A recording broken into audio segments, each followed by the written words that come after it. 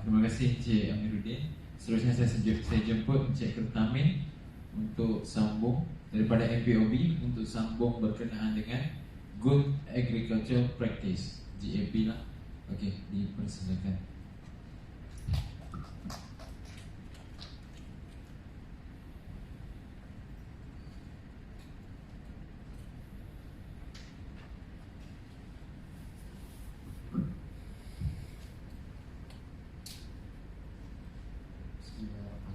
Assalamualaikum dan selamat pagi. Terima kasih Majlis Azman.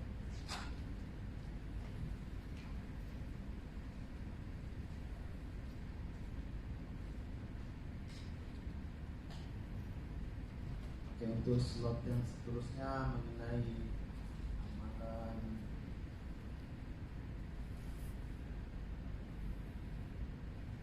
amalan pertanian baik lah.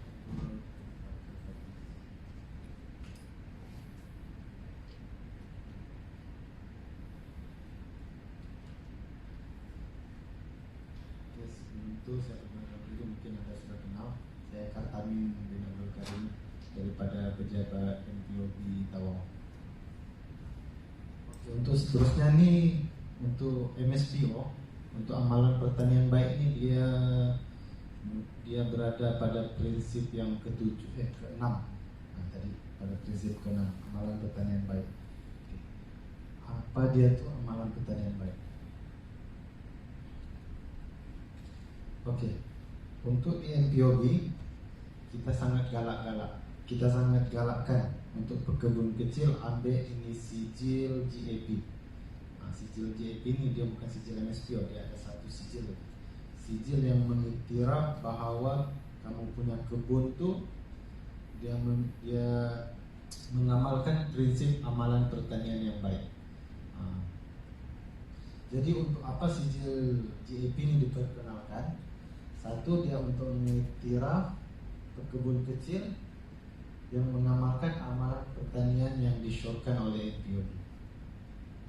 Lepas itu, dia untuk langkah pertama MPOB dalam membantu pekebun kecil dalam meningkatkan hasil kelapa sawit mereka. Jadi objektif utamanya supaya kita dapat meningkatkan hasil pengeluaran kelapa sawit kita daripada 15 tan per hektar kita punya target kepada 22 tan per hektar untuk 1 tahun. Piawaian amalan pertanian baik ini untuk pekebun kecil persendirian. Dia memberi tumpuan utama kepada amalan pertanian baik untuk meningkatkan kita punya hasil sawit. Audit itu akan dilaksanakan oleh pegawai MPOB sendiri. Nah, dia berbeza dengan audit untuk MSPO. Audit untuk MSPO dia dilakukan oleh badan pensijilan yang kita lantik. Untuk sijil pertanian baik ini MPOB sendiri yang audit. Audit ini dilakukan secara individu lah. Kalau MSPO secara berkelompok. Dia punya kelayakan. Dia perlu warga negara, warga negara. Lepas itu kebun kena 100 ekar ke bawah untuk kebun kecil. Lepas itu tanamannya telah mengeluarkan hasil, yaitu pokok kelapa sawit perlu berumur 1 hingga 20 tahun. Lepas itu kebun bebas daripada sistem tanaman bawatan, yaitu under planting lah. Kadang-kadang sudah pokok besar ada yang tanam di bawah. Nah, itu untuk MSPO pun perlu elakkan begitu. Kalau mau replanting kena tebang 1 kali semua. Tidak boleh tanam di bawah lepas itu baru kita racun. Elakkan. Untuk sijil GAP ini dia punya temposa 2 tahun. Kalau untuk MSPO dia 5 tahun, tapi tahun-tahun ada sebulan audit. Contohnya macam ahli koperasi ada 317. Tahun lalu ada berapa sampel? Ada 18 ya. 18 sampel. Daripada 312 tuh tahun lalu kebun yang audit itu lawat ada 18 orang. Maknanya ya, kamu yang sudah dapat sijil 18 orang yang lalu sudah audit lawat tuh maknanya begini. Oke, lulus. Mungkin ada isu tapi sudah ditutup isu itu. Jadi untuk tahun ini 18 orang yang sudah dilawat tuh dia di skip sudah. Untuk seterusnya 300 yang selebihnya lagi. Nah, dia akan cari dalam lebih kurang begitu juga lah 13 ataupun 20 orang, 18 ataupun 20 orang sebagai sampel. Nah, jadi kalau boleh kita punya kebun tuh kasih ready lah.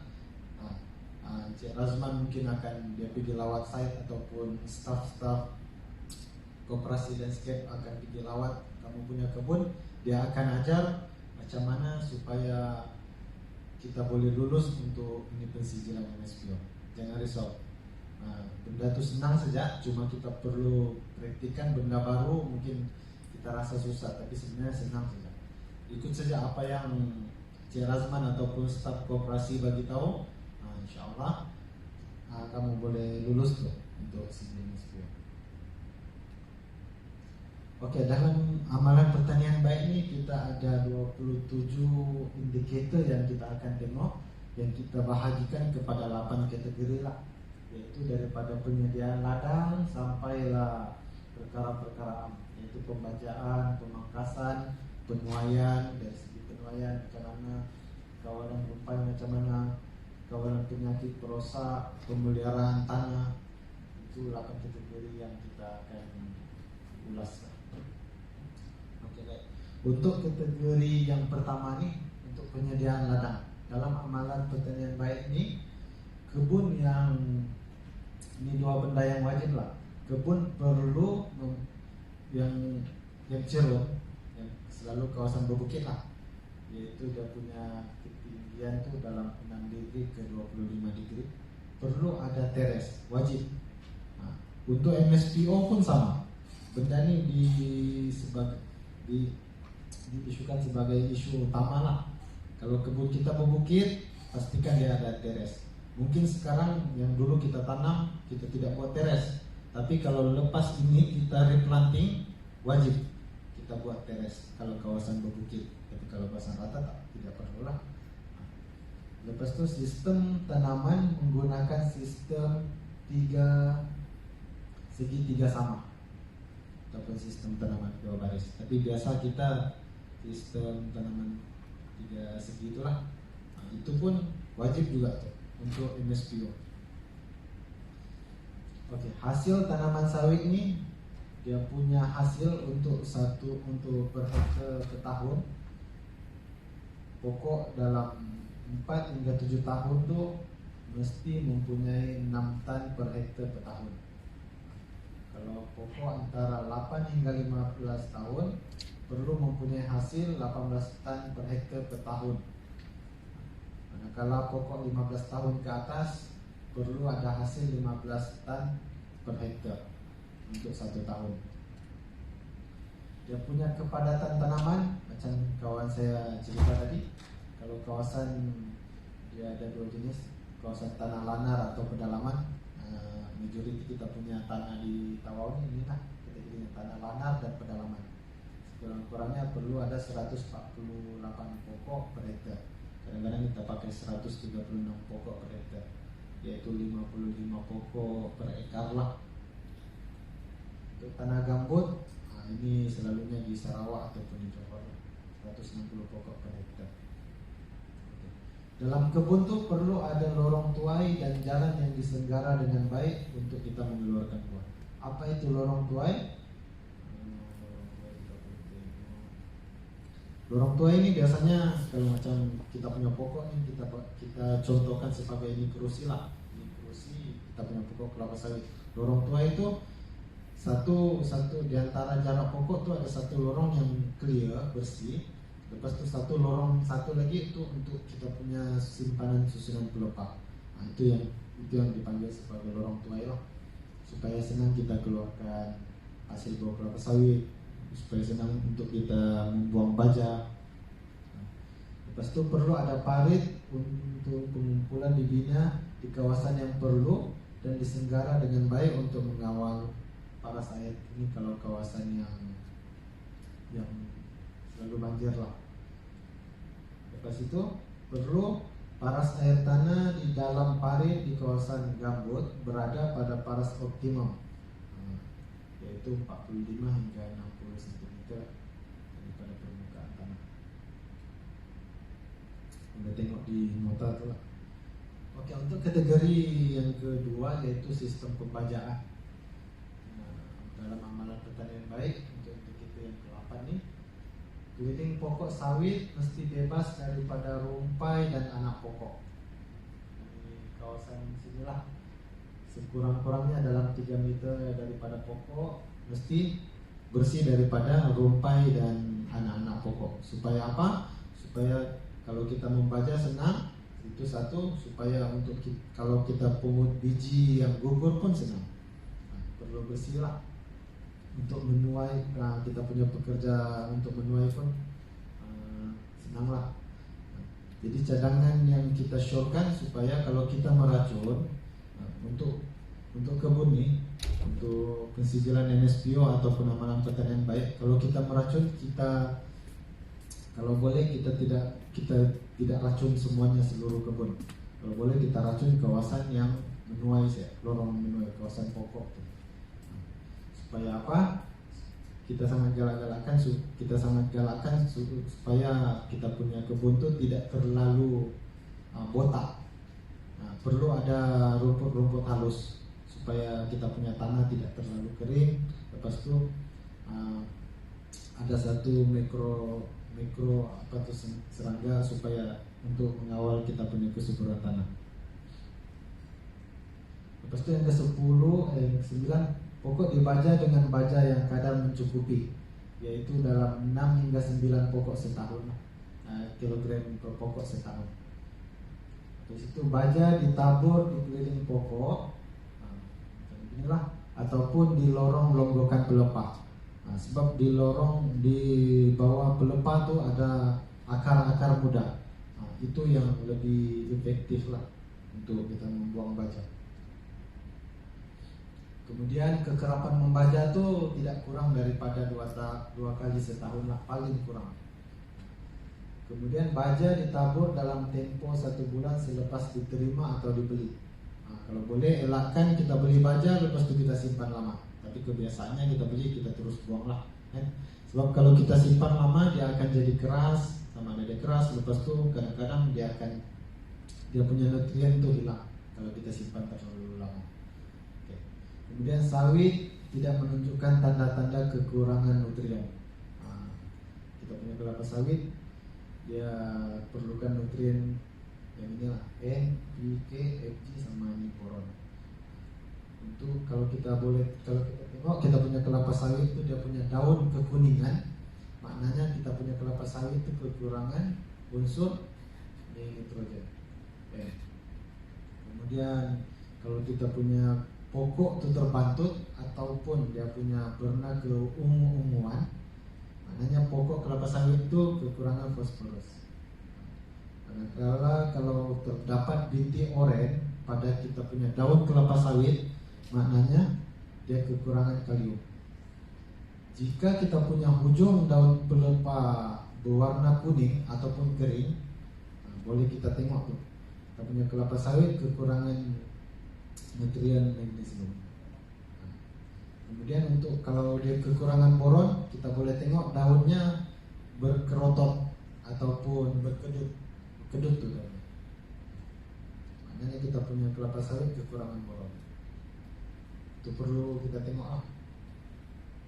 Oke, untuk kategori ketiga bahagian pemangkasan nih, indikator yang ke-14 kita akan tengok bilangan pelepah hijau pada setiap pokok perlu mencukupi. Sebab pokok kelapa sawit kita ini dia dapat makanan daripada proses fotosintesis kan. Jadi daun tuh perlu mencukupi supaya proses dia makan tuh cukuplah. Apa yang kita syorkan untuk kelapa sawit berumur 4 hingga 7 tahun, dia punya pelepah paling kurang 48 hingga 56 pelepah. Kalau umur 8 hingga 14 tahun, paling kurang ada 48 pelepah di pokok tersebut. Kalau umurnya lebih 14 tahun, paling kurang ada 40 pelepah pada pokok tersebut. Cukuplah. Yang ke-15, pelepah yang dipangkas ini perlu disusun mengikut kontur di kawasan bukit atau di barisan tanaman di kawasan rata. Macam beginilah, macam saya cerita tadi. Nah, ini lorong untuk simpan pelepah, kemudian di sebelah lagi lorong untuk menuai. Kita biarkan itu ya bersih, supaya senang mengeluarkan hasil, supaya senang kita punya bekerja untuk keluarkan kita punya buah kelapa sawit. Kemudian kategori yang keempat yaitu pengawalan rumpai. Pengawalan rumpai, pusingan penuaian perlu 7 hingga 14 hari. Ataupun kita harvest, kita tombak kelapa sawit kita tuh dalam tempo paling kurang 2 kali 1 bulan lah. Kemudian yang ke-17, tiada terdapat pokok sawit diserang perosak seperti ulat bungkus, kumbang badak, tikus dan lain-lain. Ke-18, tanaman pokok sawit bebas daripada tumbuhan parasit. Oke, untuk kategori yang kelima, indikator dalam amalan pertanian baik untuk kelapa sawit ini yaitu penuaian, yang mana indikator kita tengok ataupun auditor MSPO itu tengok kawasan kebun ini perlu bebas daripada penyakit ganoderma. Nah, kalau ada penyakit ganoderma ini perlu dielakkan, perlu buat pengawalan. Untuk yang ke-20 ini, indikator ke-20 kita akan tengok hanya buatan dan segar yang masak sahaja dituai. Dan untuk MPOB ataupun kilang dengan itu kita ada bagi standar untuk menentukan kategori kemasakan kelapa sawit. Biasanya kilang dengan itu akan berpandu kepada buku manual penggradan yang MPOB keluarkan. Kalau dia standar untuk buah tuh sampai di kilang dengan rem, dia dikategorikan masak apabila dia gugur 10 biji. Tapi kalau kita di kebun, janganlah kita tunggu dia gugur 10 biji baru kita harvest. Kalau kita tunggu dia 10 biji, kita tengok 10 biji baru kita harvest, habis semua bijinya berhamburan. Kalau kita punya pekerja malas lagi, dia malas lagi mau pungut biji. Jadi apa yang kita boleh buat? Paling kurang ada 1 biji gugur sudah, maknanya kita boleh harvest sudah. Sebab bila kita harvest, dia jatuh, dia akan gugur lebih daripada 10 biji. Maknanya buah kelapa sawit kita tuh masak. Oke, untuk tangkai dia punya tandan tuh perlu dipotong pendek. Tangkai tandan kelapa sawit perlu kurang daripada 5 cm lah. Macam mana kita mau ukur? Kita pegang saya pakai tangan kita. Kalau kita boleh pegang tuh dia punya tandan, maknanya tandan kelapa sawit tuh panjang, perlu dipotong. Sebab apa dipotong? Sebab dia punya tandan tuh dia macam kapas. Dia punya tangkai itu macam kapas. Bila sampai di kilang proses kita punya kelapa sawit, tangkainya panjang, dia akan serap minyak yang dia proses. Akan berlaku kekurangan kadar perahan minyak itu akan turun di kilang. Bila kadar perahan minyak di kilang turun, harga kelapa sawit akan dipengaruhi oleh kadar perahan minyak tersebut. Kadar perahan minyak nih yang selalu kita dengar, kita jarang dengar lah, tapi selalu kita dengar 19%, 20%, 21%.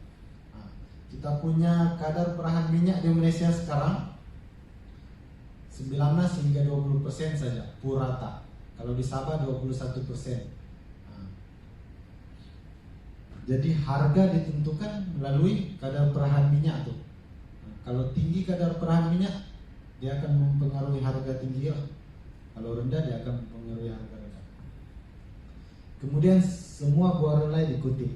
Kenapa perlu dikutip? Pertama, dia kalau tidak kita pungut buah biji yang gugur nih, dia akan tumbuh sebagai biji benih yang liar. Lepas itu, buah yang gugur, biji yang gugur nih, dia mengandungi minyak yang tinggi berbanding biji-biji yang di bagian dalam kelapa sawit yang lain. Oke, lepas itu indikator seterusnya yang kita tengok, buah tandan segar dan buah relai dihantar ke rem ataupun kilang dalam tempo 24 jam ataupun paling kurang 48 jam, paling kurang 2 hari lah, supaya kualiti buah kelapa sawit kita tuh oke, cantik. Nah, sebab dia mempengaruhi kita punya kualiti. Ada kalau orang kilang dia tahu tuh, kita panggil dia sebagai FFA, free fatty acid. Makin lama tuh buah tidak diproses, makin tinggi tuh kadar FFA, free fatty acid. Nah, kalau makin tinggi itu pembeli kita tidak mau. Dia ada indikator hingga 5%. Limpas daripada 5% free fatty acid itu kita punya minyak kelapa sawit akan di-reject. Ya, minyak kelapa sawit akan ditolak. Nah, perlu kurang daripada bawah daripada 5%. Kadang-kadang kita punya pembeli daripada negara luar dia cerewet. Kadang-kadang 3% pun dia reject sudah. Kita punya minyak kelapa sawit untuk tujuan ekspor. Oke, untuk indikator yang seterusnya bahagian pengawalan penyakit dan perosak. Untuk indikator yang ke-24, takungan lumpur dibina di kawasan bercerun memotong curam. Ini kalau kawasan yang bercerun lah, kita sangat galakkan jika ada takungan lumpur supaya boleh mengawal kelembapan kita punya kebun. Kita punya kelapa sawit pun dapat air yang cukup. Lepas itu yang ke-25, kawasan sawit ditumbuhi rumpai lembut. Nah, macam saya cakap tadi, kita punya kebun tu tidak boleh terlalu botak. Dia punya tanah tu kosong saja, tiada tanah, tiada rumput langsung. Nah, kalau boleh biarkan rumput-rumput halus tu tumbuh. Nah, supaya dia boleh mengawal kita punya kelembapan tanah. Macam gini. Nah, contohnya. Nah, kawasan pokok bersih, tepinya kurang 3 meter bersih, lepas itu yang lain rumput-rumput lembut. Kita sangat galakkan jika ada mengamalkan integrasi tanaman ataupun ternakan. Nah, kalau kamu ada pelihara kambing ataupun lembu, kita sangat galakkan lah. Ataupun tanaman-tanaman kontan yang jangka pendek seperti pisang, jagung, nanas. Kita sangat galakkan kalau ada kamu buat integrasi tanaman. Kemudian perlu ada menyimpan ataupun kemaskini buku rekod ladang. Macam kawan saya cakap tadi, Encik Amiruddin, perlu untuk MSPO dia satu benda yang wajib ya, untuk kamu simpan rekod-rekod ladang, rekod kebun. Satu, rekod kamu punya pendapatan, rekod itu hasil kebun lah, berapa tan kamu dapat untuk bulan tersebut, berapa harga kamu dapat.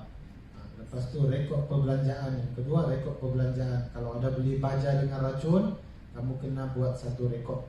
Itu resep-resep pembelian baja racun kamu kena simpan. Rekod-rekod perbelanjaan ni termasuklah pembayaran upah pekerja, pembayaran sewa lori. Itu kamu kena simpan dalam kamu punya rekod. Selain itu dalam rekod kamu tuh perlu simpan semua resep tiket timbang sama resep pembelian baja sama racun.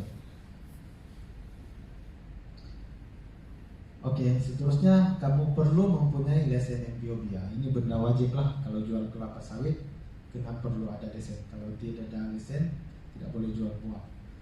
Oke. Ada menyimpan buku rekod ladang. Oke, ini macam tadi saya cakap lah, ada nama simpan. Ini jadi benda yang wajib ya untuk MSPO. Kalau audit itu masuk, first dia akan tanya apa itu MSPO. Dia akan tanya. Lepas itu dia akan tengok kamu punya rekod kebun. Ada kamu buat kan tiada? Kalau tiada dia akan isukan. Oke. Untuk pensijilan GAP ini pula, kriteria pemberian sijil MPOB GAP ini dia ada 3 lah. First, lulus, ataupun dia perlu lawatan kedua, ataupun dia dikategorikan sebagai gagal. Ini sijil GAP lah yang kita bagi kepada pekebun kecil. Kita sangat galakkan lah kalau ada pekebun kecil mau apply. Kalau kamu berminat, boleh datang ke pejabat MPOB untuk mohon. Oke. dia punya syarat mesti mengamalkan sekurang-kurangnya 23 amalan ladang yang kita syorkan tadi daripada 27 amalan. Lepas itu 2 amalan wajib dan 4 amalan ladang yang sangat digalakkan. 2 amalan wajib tuh yang macam saya cakap, first sistem wajib buat teres apabila kamu punya kebun dia punya ketinggian lebih daripada 26 hingga 25 degree. Dan perlu ada teres. Kemudian sistem tanaman tuh perlu sistem tanaman 3 segi. Itu benda wajib lah. Sistem tanaman dan pembinaan teres bagi kawasan yang lebih 6 degree, kawasan bukit. Kemudian amalan ladang yang sangat digalakkan itu membina takungan lumpur, 1, meninggalkan rumput lembut di sekitar kebun, kemudian mengamalkan integrasi tanaman ataupun ternakan, dan menyimpan buku rekod ladang. Untuk MSPO wajib buku rekod ladang perlu ada. Jika pekebun kecil mengamalkan semua amalan tuh, maknanya dia untuk sijil JP lulus lah. Jika tidak, kita akan bagi tempo 3 bulan untuk penambahbaikan. Jika tidak juga, dia akan gagal lah, dikira gagal. Oke, kita habisnya kesimpulannya untuk amalan pertanian baik ini ataupun pensijilan JAP ini, dia akan memudahkan kita untuk membuat pensijilan MSPO dan RSPO. Kemudian pensijilan MPOB-JAP ini dilaksanakan untuk memastikan kita punya perusahaan sawit di Malaysia ini dikategorikan sebagai mampan dan berhasil tinggi. Kemudian kita punya minyak kelapa sawit akan mendapat peluang pemasaran yang lebih luas dan berdaya saing di peringkat global lah. Sebab itu kita mau bersaing dengan Indonesia untuk production kita sudah kalah. Tapi untuk kita bersaing, apa yang perlu kita buat? Kita perlu tingkatkan kita punya